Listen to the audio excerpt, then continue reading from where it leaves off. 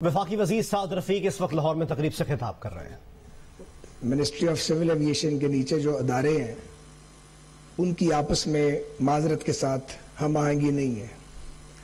ہم آہنگی تو ایک طرف رہی، بجائے اس کے کہ وہ ایک دوسرے کو سپورٹ کریں، ان کے بیچ میں ایک عجیب قسم کی کشمکش کو میں نے آبزرو کیا۔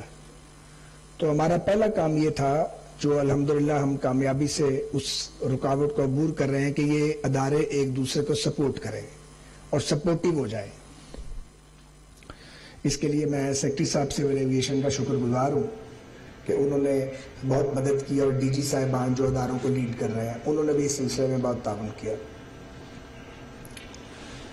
دوسرا معاملہ یہ ہے کہ مطالبات ہی مطالبات ہے، مگر کام کرنے کا ارادہ کم ہے۔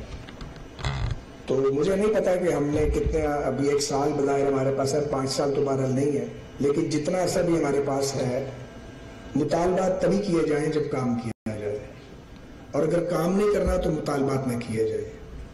یہ بنیادی اصول ہے کام کرنے کا، اور اسی اصول کی بنیاد پہ ہم آگے بڑھیں گے۔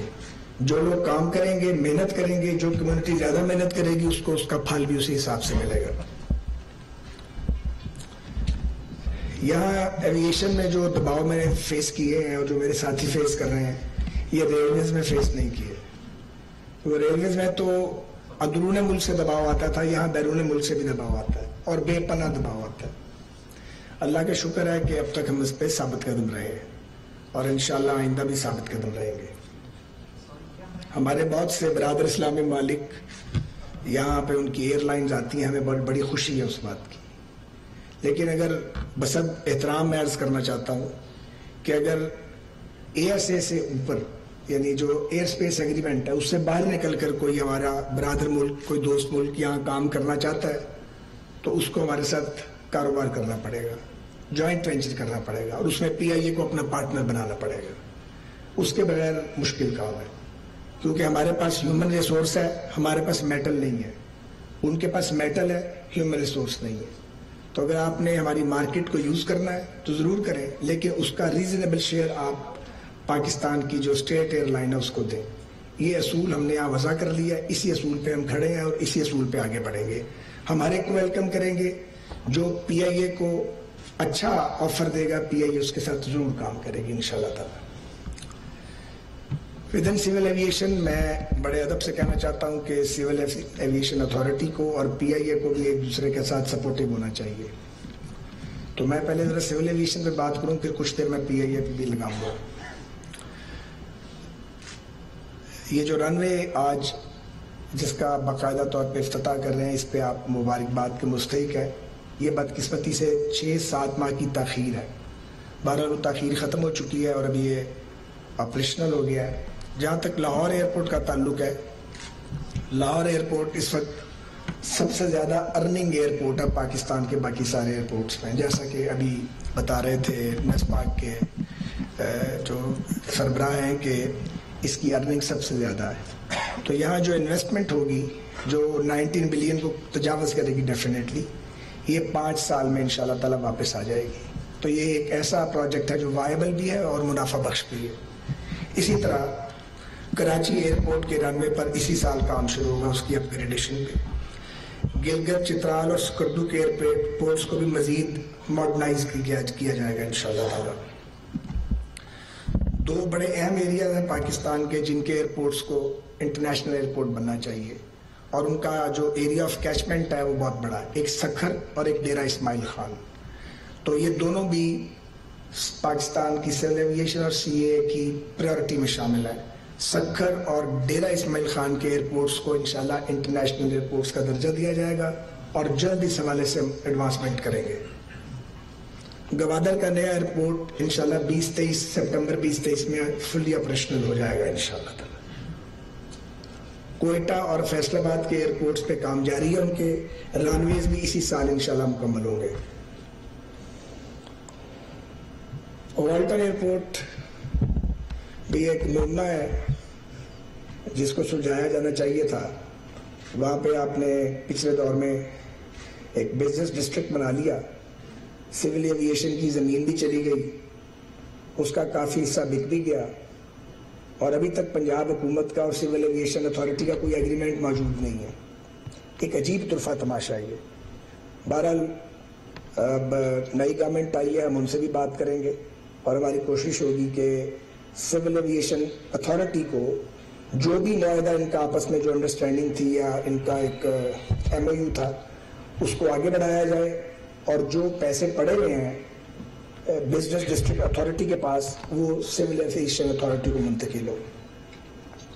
مریدکے میں جو والٹن ایئرپورٹ کا آلٹرنیٹ بن رہا ہے, مجھے بتایا گیا ہے کہ یہ جنوری 2023 میں آپریشنل ہوگا. بتایا گیا کہ ورڈ میں نے اس لیے یوز کیا کہ ابھی میں وہاں گیا نہیں ہوں. سو جب جاؤں گا ان کے ساتھ بیٹھ کے بات کروں گا تو پھر میں حتمی طور پہ آپ کو بتا سکوں گا کہ وہاں کیا ہے اور کیا نہیں ہے. وہاں بھی کافی ایشوز ہیں, جس میں لینڈ ایکوزیشن کا مسئلہ بھی ہے, کیونکہ جو لینڈ ایکوزیشن کے ریٹس انہوں نے مجھے بتائے ہیں وہ بہت پرانے ہیں اور مجھے نہیں لگتا کہ اتنا آسان ہوگا, لیکن اس ایشو کو بھی ریزالو کرنا ہے. اسی طرح اسلام آباد ایئرپورٹ کے ارد گرد بھی سول ایویشن کی جگہ موجود ہے, اس کے بھی ملٹیپل ایشوز ہیں جو ریزالو نہیں کیے گئے. ہم اس پر بھی کام کر رہے ہیں پرویکٹیولی. اسی طرح یہ جو لاہور ایئرپورٹ جس پہ ہم کھڑے ہیں یہ گوناگو مسائل کا شکار ہے. یہاں مسافر آتے ہیں اور خراب ہوتے ہیں, رات کو یہاں کوئی حال نہیں ہوتا. ابھی جب اس کے نیسپا کے سربراہ بتا رہے تھے کہ اپ گریڈیشن کے بعد 18 کی بجائے 80 امیگریشن کاؤنٹر ہوں گے, یہی بتا رہے تھے. تو یہاں تو 18 جو امیگریشن کاؤنٹر ہیں ان کے لیے ایف آئی اے کے لوگ دستیاب نہیں ہیں. 80 ہو گئے تو کیا بنے گا, کیا مسافروں کو بٹھائیں گے وہاں پہ؟ تو اس لیے میری استدعا یہ ہوگی کہ جب آپ ایسا کام کرنے جا رہے ہیں آپ کو ایف آئی اے کے لوگوں کی ضرورت بھی ہوگی اور کسٹم کے بھی اہلکاروں کی زیادہ ضرورت ہوگی. ابھی سے ان اداروں کو لکھ کر بتا دیں کہ وہ اپنی کیپیسٹی بلڈنگ کر لیں, تاکہ جب آپ کا کام مکمل ہو تو یہ عذر پیش نہ کیا جائے ہمارے پاس لوگ نہیں ہیں.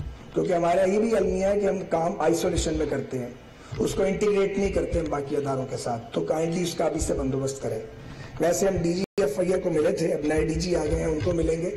اور میں خود گیا تھا, ساتھ سیکٹری صاحب تھے اور D G civil aviation authority تھے اور اے وی ایم عامر صاحب تھے جو پی آئی اے کے ایکٹنگ سی او ہیں. ان کو ہم نے ریکویسٹ کیا ہے کہ کراچی اور لاہور اور اسلام آباد کے جو ایئرپورٹ ہیں ان پہ جو امیگریشن کاؤنٹر ہیں ان کو 100% مین کیا جائے.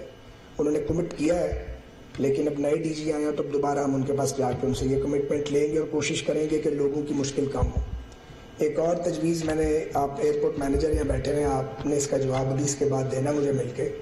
میں آپ کو گزارش کر کے گیا تھا کہ رات کو جب آپ کے پاس انٹرنیشنل فلائٹس کا پریشر ہے یہاں پہ, تو آپ جو ڈومیسٹک لاؤنج ہے اس کے درمیان جو وہ ایک دیوار ہے شیشے کی, اس کو ایسا کریں کہ وہ موویبل ہو. تو اس کا بھی آپ نے مجھے جواب دینا ہے کہ کب تک ایسا ہوگا, تاکہ لوگوں کی مشکل جو ہے وہ آسان ہو, ان کی زندگی آسان ہونی چاہیے. تو یہ چند باتیں تو میں آپ سے ایویشن کے بارے میں کرنا چاہ رہا تھا. یہاں D G A S F بیٹھے ہیں جنرل عابد صاحب, یہ بھی بے پناہ محنت کر رہے ہیں اے ایس ایف کے لیے اور سیکیورٹی کے لیے.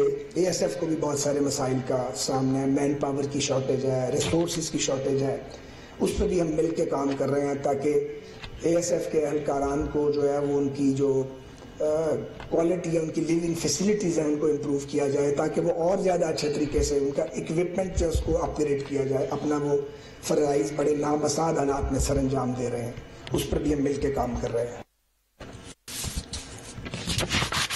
سول ایویشن کے بعض لوگوں کی جانب سے مسلسل یہ مطالبہ کیا جاتا ہے کہ ہمیں بونس دیا جائے, اور ہمارے کچھ اور بینیفٹس ہیں جو رکے ہوئے ہیں, تو اس کا ہم جائزہ لے رہے ہیں.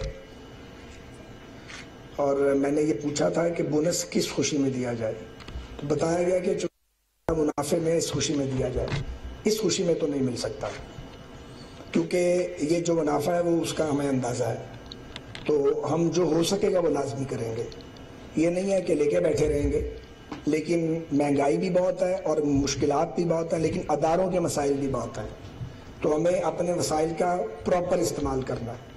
یہ نہیں ممکن کہ اگر ایک ماضی میں سول ایویشن اتھارٹی کا بورڈ خود کو مراعات دیتے رہے, خود بخود اپنے آپ کو مراعات دیتے رہے, اور ایسی ایسی مراعات ہیں جو پاکستان کے اور کسی ادارے میں نہیں ہیں. تو یہ میرے لیے مشکل ہوگا, میں آپ کو بالکل کلیئرلی بتا دوں. کوئی خوش ہو یا ناراض ہو, مجھے اس کی بالکل متعلق کوئی وہ نہیں ہے, کیونکہ اس طرح نہیں ملک چل سکتا خواہشات کے تابع. تو جو ہو سکے گا وہ ہم لازمی کریں گے, اور ضرور کریں گے، لیکن ہر حکم کی تعمیل کرنا ہمارے لیے ممکن نہیں ہوگا۔ لیکن ڈیفینیٹلی ہم ایویشن کے جو ملازمین ہیں ان کی بیٹرمنٹ کے لیے کام کریں گے، لیکن ساتھ ساتھ صفائی کا عمل بھی جاری رہے گا۔ میں بالکل کلیئر ورڈز میں کہہ رہا ہوں، کوئی کتنا بھی پیارا یا لاڈلا کسی کا وہ بچے گا نہیں، اس لیے کہ کرپٹ لوگ اور نکھٹو لوگ نہیں چل سکتے۔